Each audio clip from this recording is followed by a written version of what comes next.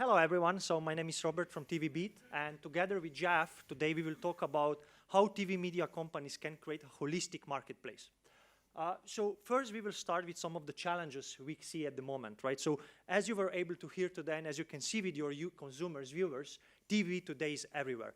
That convenience is something they really like, but what this convenience brings as well is fragmentation of viewing, which means also fragmentation of the inventory, right? So imagine today you have inventory across your linear, addressable linear, and VOD inventories, right? This is bringing operational overhead, which is just growing. If you want to scale these campaigns, this is really today a big challenge.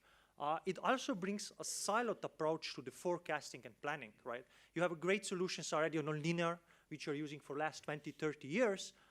You have maybe some solutions already on VOD, some solution on OTT, and addressable linear, but how all this works together, right? Another thing we are also seeing in the industry is that TV media companies are keep investing in different ad servers, different technologies. What is the result of that is that usually these different technologies don't speak together. And even more importantly, data is becoming more and more fragmented. And this is something which today Jeff and I will talk more about.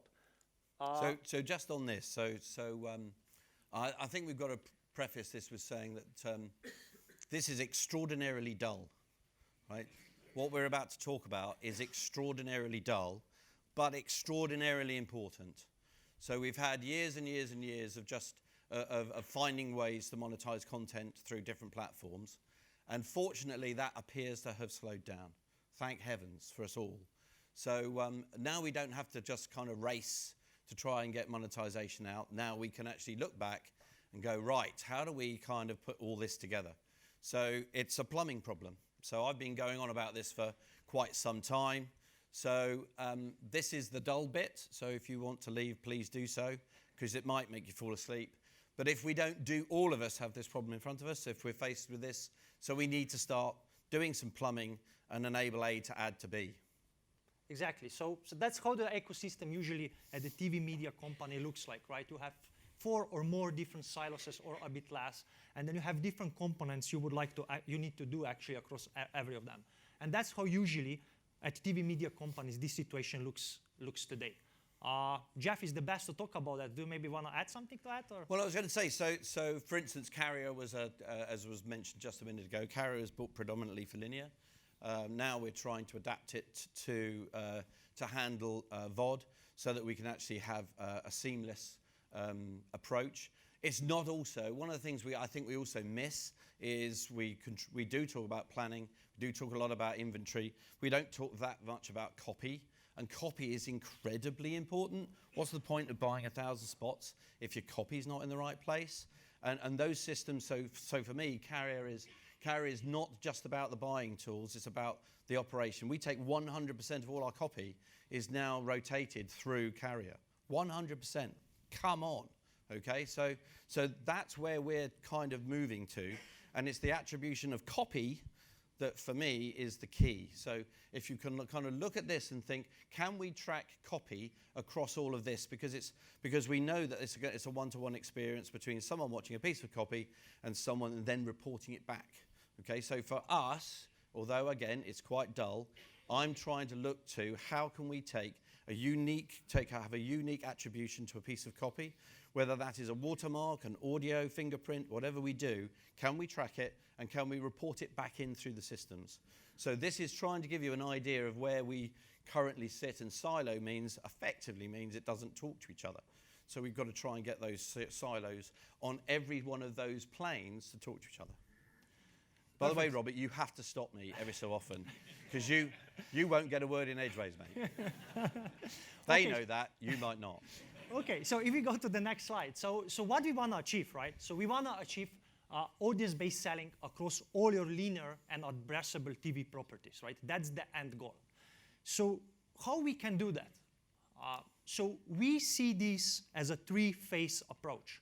The first one is a data harmonization one, and this is the approach which Jeff mentioned as a plumbing, right? It's an unsexy part of it, but it's actually the key one, because if you don't unify and harmonize all the underlying data across all your different systems you have, if you want on the set-top box OTT, if you want different ad servers like on VOD or addressable, booking system, third-party demographic data with your first-party data. If you don't unify and harmonize these data, you actually cannot do effective second and third step. You can still do something, right? You all are running businesses already, but it's everything siloed, right? If you want to automate that, unify that, you need to start with the first bit, which is the harmonization of all your data. Once you achieve that, then you can actually start driving different activations on the top with the unified solution, right? So for example, you can unify the audiences, you can unify your inventory, you can unify planning and forecasting, booking, and so on. And then, of course, this brings you to the unified execution, which people are talking about, and we are actually now doing it already. So that's what I want to say here. Jeff? Anything to add? No, so so where Robert and TVbeat have helped us a lot is effectively a separate company that is able to take these data feeds and spend quite a bit of time normalizing the data. So if you, to be honest, this is the hard bit. So for those of you that aren't aware, if you've seen a set-top box log, if you've seen an ad server log, they're not quite as straightforward as we all might think. That we need to do quite a lot of normalization within them to make the data within them single line, so you actually know that this is what actually happened. And for those of you who do know some of this data, you'll hopefully know what I mean. And it's really important, again, to just make sure, is that a correct representation of exactly what happened, so that we can be confident that we can send it to an auditor, we can send it wherever we need to. So we're doing a lot of work on making sure that these new data sets are properly normalized. And of course, it takes time. You know, set-top box data, set-top box roadmaps are packed with many, many different things that we need to do. So of course, we always have to take a view as to, do we do something now or do we change it? So there's a balance here between using the data we've got, improving the data at source, and making sure that we can move it forward. So those are three activities that there are times where we will have a conversation and say, well, actually, that bit, that's a gap. We absolutely have to go fill that gap, so we'll do an improvement to fill that gap. It might be that we go to another database to say, have we got that somewhere else? Yes, we have. Okay, we can tie those two. And that's where Robert and his team have been extremely helpful. And thanks, Jeff, for covering this case study, which we are doing with you. And you know, data harmonization is not improving only the really internal data workflows, but is also bringing TV media company to the end vision, which is really to have automated and unified system across, you know, all your properties for planning and forecasting, campaign reporting. That's the grand vision which we are seeing TV media companies are now doing globally, and with that kind of steps, you can actually achieve that yourself as well. Can we just, I mean, there's just, dare I say, there's just even one kind of simple thing that we take for granted in linear that doesn't happen in digital is how you count an impact. Okay, so in a normal break, we would have and have used in linear a 30-second equivalent all our lives. Okay, well, hopefully you have. If you're not, I suggest you do it fairly quickly. But that gives you, that takes out mathematically a variation that you shouldn't have. Whereas in digital, if you show 3 10-seconds in a digital break, that counts 3. Okay, if you show 3 10-seconds in a linear break, counts as 1. Okay, so is that 3 times more viewing, or are we doing it wrong? Okay, so those two things, just simply at base, have to be resolved. Okay, so those sorts of things are the challenges of how do you start to harmonize some of this data up. Just simply at that very base, it's a thing we've all done on both sides of the linear and non-linear. If we're going to do it, we have to decide how to count. Yeah, and what happened actually now is something which never happened with Jeff before. We actually finished ahead of time. No way. Yes, we have like still 10 minutes, Jeff. You're kidding me. I know, it's I don't know, is that wrong? Is that correct? So guys, if you have any questions, we are more than happy to cover, yeah, absolutely. Right? I mean, as I say, this is predominantly about plumbing. It's predominantly about the direction of travel, which is to try to harmonize a linear and a non-linear data set so that you can plan, so that you can work out single inventory.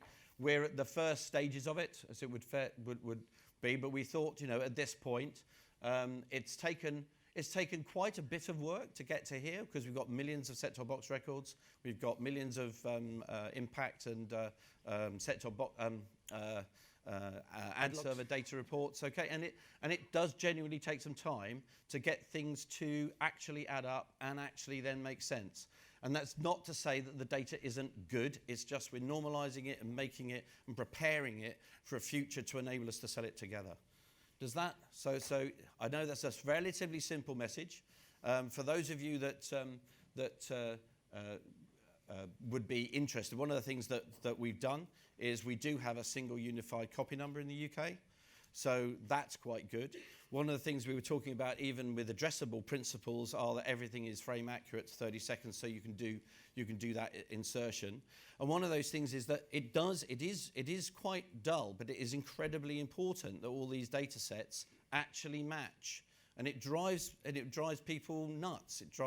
Driven poor Mr. West here mad for the last that's right, the last 6 or 7 years. But this stuff kind of matters to us, where we've got to actually present it on charts and make sure it's right. Does that hopefully resonate around the room, that it's time to kind of go back and do the plumbing and make sure that we add stuff up? And the absolute approach is that we're taking the best of the digital world in terms of making it available quickly, adding it up hopefully simply, and the best of the linear world, which is the rigor of calculation, of auditing, and all of those things. So if you put those two together, hopefully you'll have a very well regulated, very accessible and transparent audited environment. That's what I think we're trying to work to. Oh God. Always reckon if there's a dead audience, get off the stage as soon as possible. Yeah, we have a question here and there. Quick question, this is great. Obviously, you're doing this in the UK. Yep. I think you also work with companies in France, I believe. Yeah. I think as a media agency guy globally, we want to make this simpler everywhere. Obviously, the UK is usually ahead of the game. Are you planning on doing this in other markets? Because that would be helpful. So yeah, so we as a TVbeat, we do this globally. So we operate in France and Belgium and Scandinavia and some other markets. But what is important to say, we as a company, we don't expose this data, we don't expose these solutions directly to the agency or advertiser. We empower TV media companies that they can do that. And I would say it's a balsam for our ears, right? That you're saying that that's something you guys want. We believe that also TV media companies believe in that, but it takes some time, right? So there are some initiatives in other markets to do that, and you know, we are convincing TV media companies as well, some of them, that they need to do faster steps into that. So I would say it's coming in the market near you. Given the difference in the workflows, linear and digital, all the way through to broadcast one-to-many on linear and one-to-one on digital, at what point through the workflow does the inventory come together for you to optimize on that, given the endpoint of playout is different? Good question. Sorry, the question was, at what point do you harmonize post-transmission, or do you harmonize pre-transmission? And I think the first phase is to harmonize post-transmission, because if we can't do it post, there's no point in doing it pre. So we're effectively currently working on post. Yeah, can we do all this post? So that's where C-Flight is. So C-Flight is about the full deduplication of reach for across all platforms for a Sky campaign. Post-transmission. So that's effectively where we're trying to harmonise to first. And once we've done that, actually, it would seem a reasonable step to look at doing it pre-transmission. So you can do all those plans. But hey, that's for the sales guys, and that's for the market to tell us where to go. But if we can do it post, we could probably do it pre. If that answers your question, Mark. Yeah, anybody else? Oh yeah.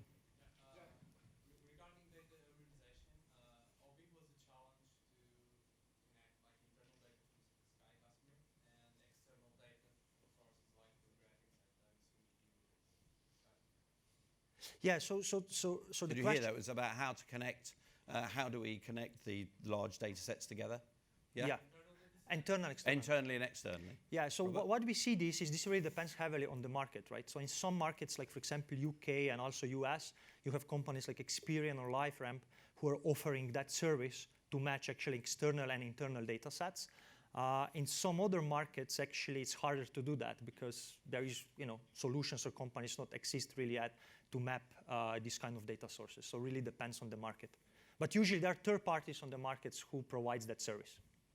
But there are, to add to that, there are some challenges that we're talking about in OpenAP in the US is talking about trying to get a unified list of audiences. So we've got, in Barb, you have 70 audiences issued every day that you can calculate 300 from. Okay, so clearly the market doesn't trade on those 300. We tend to trade around 20 to 25 of those between the three major sales houses. So it seems sensible to start there. But even the definition of, say, adults 25 to 44 might not necessarily be exactly that in the Experian database. So therefore, you've got to look at it and decide what you're going to do, and then report it back, go back to Jamie and say, look, this is how we can do it. Is that acceptable? He says yes or no, according to what mood he's in, and and then you move on. But that's how we're doing it. That's saying it's what is possible against what the requirement is. And so, and at this point, if we just simply say, well, we have to have 25 to 44s, that's because that was where linear was. But if we're identifying that target down on the subscriber database, we might not quite have that now. So that's part of the unification to try and get an external and internal database to work together. If that hopefully answers your question, okay? Who pays for the final product? Media owner, agency, or advertiser? Mr. Frayne, at the moment we do. We're paying for all this, absolutely. We believe so. I think so, yeah. No, I think so. I mean, for instance, Carrier, the whole of Carrier is funded by the broadcasters. Every single part of it is funded by the broadcasters because it's helping and aiding the sell. If you're going to the next further point, which is that Barb is a JIC and JIC is in that, you tell me. I think they're two different and very important but separate parts. I see the broadcasters fixing some of the industry and agency problems, so therefore, does there become a new commercial model where multiple parties fund the solution? Yeah, Very good point. Yeah. Interestingly enough, on Carrier, we absolutely didn't go that route. Because potentially it means that it almost hampers progress, okay? Because you've got almost too many people in the room. But interestingly enough, the Carrier model is that the broadcasters fund it totally, and the agency side of it is specced out by the agencies, pretty much 100%. They say what their front end looks like, and we then work out how it gets to the back end, but we agree on the harmonization and standardization of inputs, okay? And actually, and I would say this, wouldn't I? Yeah, it works incredibly well. Yeah. It's a model that works very, very nicely. Yeah, and we also believe that it's very important that this comes from the sell side, not from the buy side, right? So it's driven from the sell side, that on the sell side you agree on the standards and how you want to present that to the buy side, right? There's absolutely no question, and again, Jamie was mentioning yesterday that every part that we go forward will absolutely be auditable and absolutely be transparent and absolutely be verifiable, because this is not, and this, to be honest, is just literally a first step. You're taking the whole thing 2 or 3 steps ahead. Mr. I think Frayne. we had one more question somewhere here. I think Jeff's answered it, so it's Eales from Yukon. Yep. It's about, this is great, and it looks as though it's the plumbing that starts to allow stuff to join together. The challenge isn't the plumbing so much as when you move away from demographics to interest-based and in-market audiences, how you start setting definitions and how you start auditing definitions. It's something we're very interested in. Yes. Moving beyond to interest-based demographics. Agreed. Standards have to be set, and I'm not sure they should be set by the sell side. I think they should be set by everybody. Yes. I think we would agree with you completely. Absolutely. Mind you, one of the things, and again, I think we've said it a number of times. One of the things that has been shown up on AdSmart is I don't believe there are any of the every segment for pretty much every campaign is unique, pretty much. So you have a different kind of challenge to say if you're going to pick, if you're going to pick upwardly mobile, Birmingham, whatever, then those clearly I think we all know what Birmingham is. Although we could probably, have a discussion about it, we probably know what does that lifestyle mean. So if that's what you're saying, yes, but to actually get to an audience, possibly not, because it's going to be a choice, okay, and probably created specifically for your campaign. So it'd be difficult to. We've struggled with it a number of times. Do we present all the possibilities? And the answer is no, because it would just confuse literally everybody, but you could, do a drop-down list approach. But harmonising of what lifestyle means, I think, is probably very important. Yeah, one more, I think, is the last one. So, Jeff, you mentioned a lot of set-top boxes, right? So apparently that's quite key to your strategy. How do you deal with the zoo of legacy? Yeah? Doing it on new boxes is easy. How do you tackle the legacy, non-connected, connected? So we have this situation across different markets, right, where, as you mentioned, some of the legacy issues, some can be, let's say, privacy issues, right, so you don't get 100% of the set-top boxes. So in these kind of situations, what TVbeat does with these companies, it helps them create a panel which represents the whole population, right? It's not ideal, but it's better than, for example, having small panel as a currency in the market, right? So imagine if you have, 10 million set-top boxes and you can actually get the data only from 6 million or 7 million or whatever, you can then create quite granular panel which will represent your population of the universe. So that's how this can be solved, and we see that that's how companies are solving this across the world. Yeah, at the moment, AdSmart is worked off a panel. Yeah, but there is absolutely an aspiration to try to get to everything, but I'm not entirely sure that you will be able to get to everything, because also you need permission and you need things like that. So that may not be the case. But is 6 million out of 6.5 million enough? I don't know. It says, so the answer is I think there's always going to have to be an element of scaling or capping, probably. But the aspiration is to just go for broke. Really. What is important in these approaches, right, is that you do really step by step. What we learn, I'm coming from the, let's say, digital, and in TV, what I learn is that always needs to be perfect. And what we are trying to achieve here is to actually go step by step and learn, right? Step by sometimes you go 3 steps forward and then 2 behind, and so on. So I think it's important that you do step by step and try to learn approach, not to perfect approach. And occasionally you have to use frog DNA. Yeah. Okay. And for those of you that know about Jurassic Park, you know what I mean. And I think she's here, which yes, means we need to finish. We've been told to stop. Okay. Yeah. Thank you very guys. much. Yeah.